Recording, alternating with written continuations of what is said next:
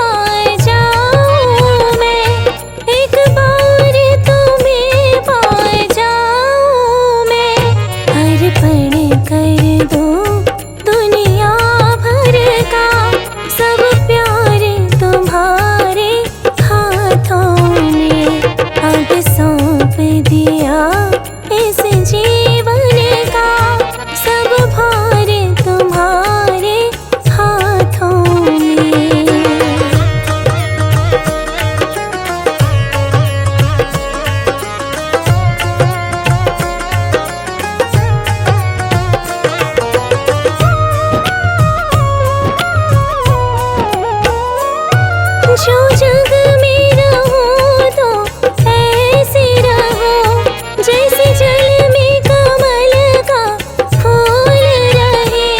जैसे जल में कमल का फूल रहे। मेरे सब गुण दोष समर्पित हो, करतार तुम्हारे हाथों में। अब सौंप दिया इस जीवन का, सब भार तुम्हारे हाथों में।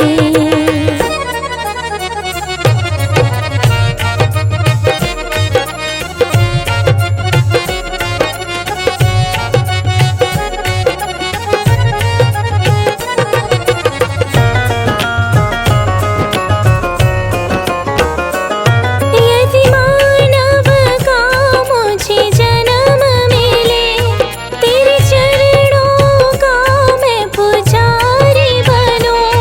तेरे चरणों का मैं पुजारी बनूं।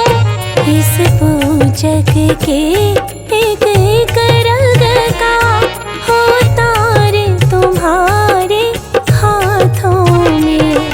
अब सौंप दिया